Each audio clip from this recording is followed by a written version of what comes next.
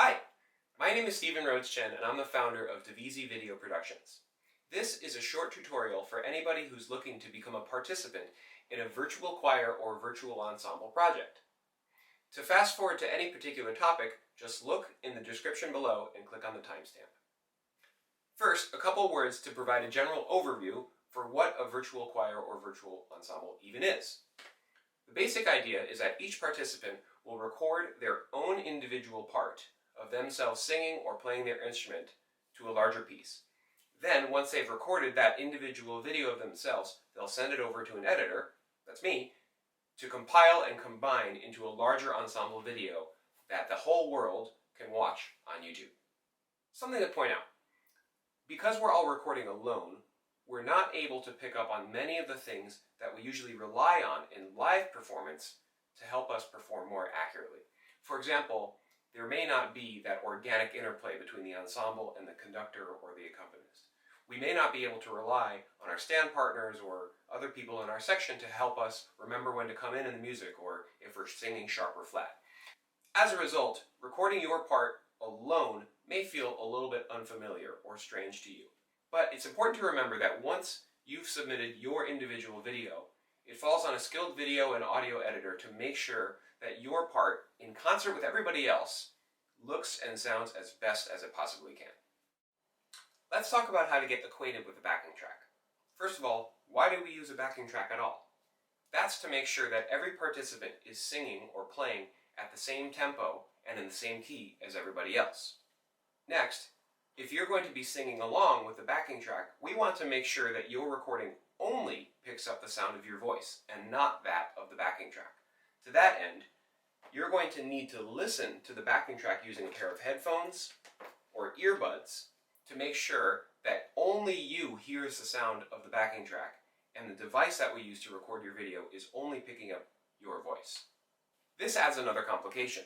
The problem is most devices, like a phone or a tablet, which you would use to record your video, can only record video or play something back, but not both. So you won't be able to use your phone, for example, to listen to the backing track while you record your video. Instead, we're going to need to use a second device, such as a computer or perhaps another phone or another tablet, to play the backing track through your headphones while you use your phone or tablet to record yourself. You should be able to access the backing track through a link that your conductor or music director, or perhaps I, have sent you. That might be on a website, or it might be hosted on YouTube if it's a video of a conductor conducting. So my objective is to watch this video and listen along while I sing. So I'm going to use my headphones to listen to this. So I'll put them on and click play and make sure that I can hear what she's saying, I can hear what the piano is doing, and of course I'll be able to watch her hand movements as she conducts. Now that I've established that I can hear it at an appropriate volume, I'm ready to record. Now let's talk about how to set up your camera to record yourself. In this case, I'm going to be using my smartphone as a camera. And that's because my smartphone comes with a camera application built into it. In my case, it's right up here on the screen. I'll tap the button that says camera, and it will open the camera application. If I turn the camera around by pressing the flip button down here in the lower right corner, now you see my face, and that's where we want to be. Right now, I'm actually in photo mode, so if I press the shutter, it will simply take a single photo of myself. That's not what I want. I want a whole video. So I'm going to take my finger and slide it over until video is highlighted in the middle. You'll also notice now that the shutter button has turned into a red record button. So if I press this, it will begin recording. As a final step, I want to make sure that I've returned my phone in the orientation that's desired. And usually that will be what's called landscape orientation. In other words, I'm going to hold my phone sideways such that I can see a wider image of myself singing. Now that I've got my phone on selfie mode and ready to record a video, it's time to figure out how to position my phone so that it will get the best possible picture of me. Of course, if I'm recording like this, it's not capturing a very flattering angle of my face. Or if it's looking over at the wrong angle, we're not getting me looking into the camera like this. So to that end, I'll try to figure out how to put my phone up on something that will capture my face well. I may be able to take a book and prop it up on a reasonably high surface and then stick my phone there, and possibly that will capture me in a decent framing. Or you might invest in a small little iPhone holder or a smartphone holder like this. You can pop your phone into it, and this gives you even better flexibility in being able to prop this up and getting a great angle of yourself. Like so. Keep in mind that the lighting of your room is going to have a big effect on what you end up looking like on the video. In this case, there's a light directly behind me, and as a result, you'll see a little bit of light peeking out over my shoulder, and also the color and contrast of my face is comparatively bad. But if I position myself with the light in front of me, you can see how much better this picture looks. Here are a couple important things to keep in mind in order to get the best possible sound recording of your voice. First of all, when I sing, I like to take one earphone off of my ear so that I can hear the backing track through this ear, and I can hear my own voice a little clearer in the room. Second, I want to eliminate as much ambient noise or extraneous sound as possible. Remember, I'm singing and I'm recording my video of myself singing, but if there's another sound happening in the room at the same time, that's going to get into the recording as well. So, for example, if you're recording in a room, close the window. That way, the sound possibly of traffic going past or wind, etc., will be less loud. Or if there's other people in the house causing a ruckus, washing dishes and whatnot, tell them to cool it for a minute. Another thing to keep in mind is that the room in which you record is going to have an effect on the way that your voice sounds. So for example, if you're recording in a highly reverberant room, like a bathroom, that's going to make your voice sound potentially more echoey and maybe harsher and harder to edit when it comes time to do so. Or you might have objects in the room that cause your voice to ring out in certain ways. For example, as you can see here, I have an acoustic guitar hanging on the wall. Now when I sing, actually the strings on this guitar may vibrate, and that sound will make it into the recording. So if I were to record here, I would want to get this out of the room before I start. Finally, just like in live performance, it's important to remember to have good posture and to sing with good breath support, and just like we would in real life. Now, if you're recording by yourself in your completely silent bedroom, it may be a little bit nerve-wracking, but I implore you to forget about everybody else and sing loudly and proudly, and you and I both will be very happy that you did.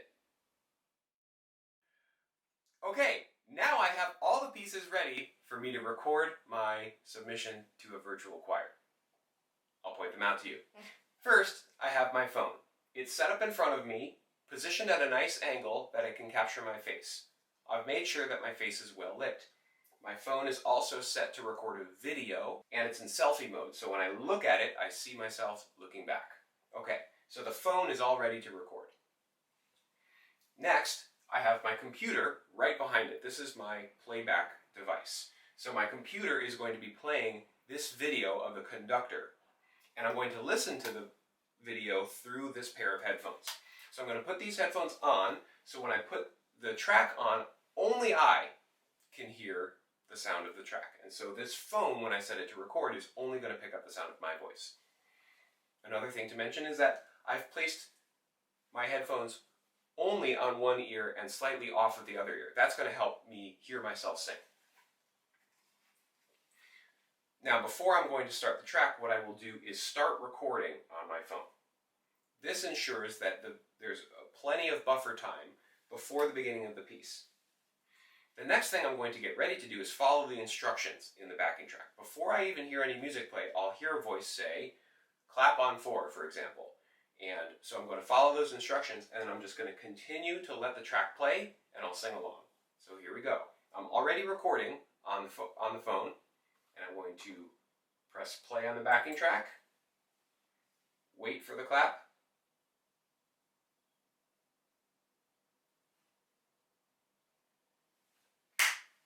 now I wait for the music to begin. my sheet music. Hey, happy holidays to you!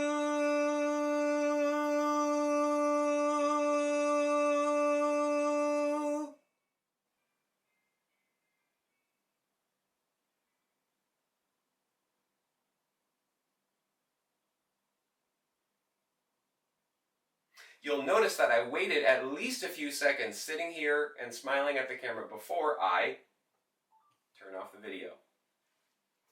That's to make sure that my video doesn't drop out prematurely and that the editor will be able to gracefully fade out. Now that I've recorded my video, I want to check it to see that it looks and sounds good. So I'm about to show you how to do that. To watch the video that I just recorded, I'll need to open the photo library on my phone. Now, I'm looking at several videos that I've recently recorded. One of these, at least one of these, is going to be the video that I'm looking for, of me singing along to the song. So I'll need to find that one. In this case, it's this one. I'll tap it and open it up. If you recorded your video in landscape mode, you'll need to turn your phone on its side in order to watch it in the proper orientation. Happy holiday! Happy holiday! While the merry bells keep ringing. As you can hear, I sang this piece completely perfectly. Now that we're confident that we've taken a good video of ourselves, there's one final piece of the puzzle, and that's to figure out how to get the video off of your phone and onto my computer. Your conductor, your music director, or possibly I will have sent you a link to a website that you can use to upload your video from your phone and onto my computer. That link might be in my email, or if I can remember what it is, I can type it in manually to an internet browser. In this case, I'm going to use an internet browser called Safari to get to this site. I'll tap on the address bar here at the top so that I can enter the website name.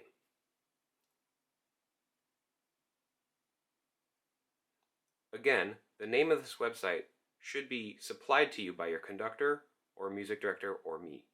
And in most cases, you will be able to find this website in your email. Now I'm going to click this blue button that says Add Files. You'll notice that it gives me an option to find files in the photo library or to even take a photo or a video right now. I'm going to go to the photo library. You should remember the photo library is where your phone stores all of your previously recorded photos and videos. If you can't find the video that you want here, you may need to poke around a little bit. You could try clicking here with albums, and then it will give you some ways to categorize the different pieces of media on your phone. In this case, I'm going to go to videos. Now, I remember this screen as having multiple takes of what I had done before. And I remember that this one is the video that I'd like to upload. So I'm going to tap it, and you'll see that a blue check mark pops up on that little thumbnail. In the upper right, I can now tap the button that says Add. This will bring me back to the uploading website. All I have to do is type in my name here and my email address and click the button that says Upload. Let's review the steps that we took today. First, we listened to the backing track through headphones to ensure that it was at an appropriate volume and that we could sing along. Then, we positioned our smartphone, which we're using as a camera, in such a way that it captured our face in a well-lit condition. I then ensured that my room was free of as much ambient noise as possible so that my audio recording would be pristine. Then, I started the recording on my camera, and after that, pressed play on the backing track, followed any instructions that I may have heard on the backing track, and continued to sing along. After I was done singing, I sat quietly and smiled for a few seconds before stopping the recording. Once I was done recording, I went into the photo roll of my camera to make sure that I had recorded it correctly. Once I've listened to it and ensured that I recorded with good audio and it was a good take, then I proceeded to upload the file to the website. I either looked in my email or I typed in manually the address of that website. Once I was at that website, I clicked the button that says Add Files, I located the take that I wanted to submit, and then proceeded to upload it. Thanks so much for taking the time to watch this tutorial, and I hope that it was helpful. If for any reason you need any extra help, don't hesitate to reach out. Please head to devizivideo.com to check out some other examples of virtual choir projects that I've edited together. And you'll see that hundreds of choristers, young and old, have succeeded and enjoyed recording themselves and being part of a virtual choir project. And I can't wait to edit your videos together next.